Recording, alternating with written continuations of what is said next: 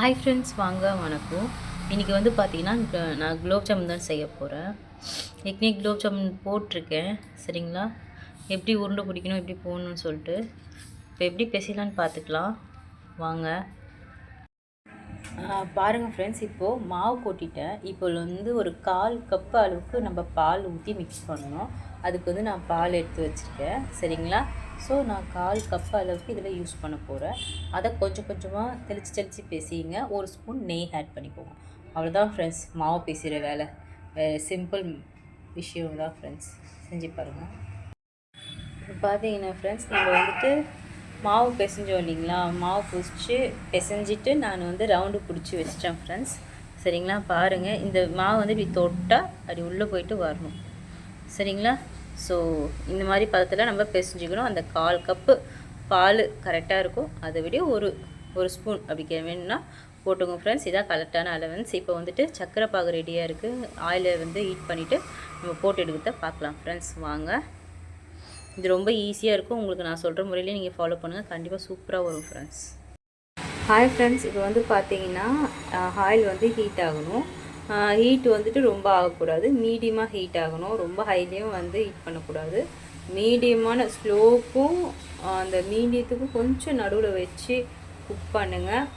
Cook பண்ணுறது தான் இருக்குது. மாவு பாருங்கள், இந்த அளவுக்கு வந்துட்டு எப்படி இருக்குன்னா இந்த மாதிரி சாஃப்டாக இப்படி அழுத்துனா இப்படி வரணும்.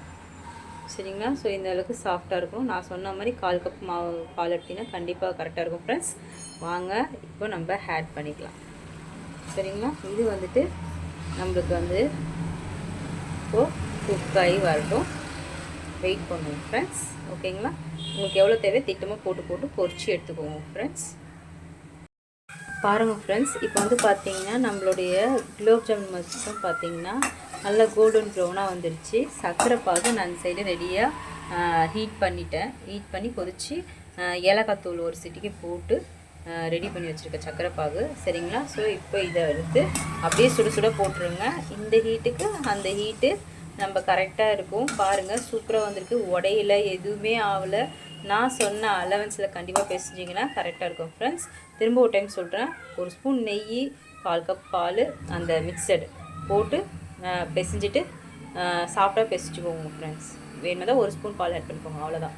பிசைஞ்சிட்டிங்கன்னா இந்த மாதிரி உருண்டை அழகாக பிடிச்சி வச்சுடுங்க. பிடிச்சி வச்சிட்டிங்கன்னா இங்கே பாருங்கள் ஃப்ரெண்ட்ஸ், சூப்பராக கோல்டன் ப்ரௌனில் வரும். இதை அப்படியே தூக்கி நம்ம சர்க்கரை பாகில் போட்டுடலாம். ஸோ இங்கே பாருங்கள் எவ்வளோ நல்லா இருக்குது. ஸோ சர்க்கரை பாகில் நீங்கள் அப்படியே போட்டு ஒரு 2 நிமிஷம் கழித்து பார்த்தீங்கன்னா குலோப் ஜாமுன் அருமையாக ரெடி ஆகிடும். மீடியம் டீயில் தான் வச்சுருக்கேன் ஃப்ரெண்ட்ஸ். ஸோ நீங்கள் பார்த்துக்கோங்க. ஸோ அதனால் வாங்க சாப்பிட்லாம். இந்த வீடியோ பிடிச்சினா சப்ஸ்கிரைப் பண்ணுங்கள், லைக் பண்ணுங்கள், ஷேர் பண்ணுங்கள் ஃப்ரெண்ட்ஸ். ஸ்வீட் எடுத்து கொண்டாடுங்க ஃப்ரெண்ட்ஸ். பாய் ஃப்ரெண்ட்ஸ், அடுத்த வீடியோவில் சந்திப்போம். இங்கே பாருங்கள், குலோப் ஜாமுன் வந்துட்டு எப்படி ரெடி ஆகிடுதுன்னு பாருங்கள். செமையாக இருக்கும், ஜூஸியாக இருக்கும், எந்த ஒரு இதுவுமே இருக்காது. இங்கே பாருங்கள் ஃப்ரெண்ட்ஸ். ஸோ இது சுடவே இருக்குது. எந்த அளவுக்கு இதுவாக இருக்குது பாருங்கள்.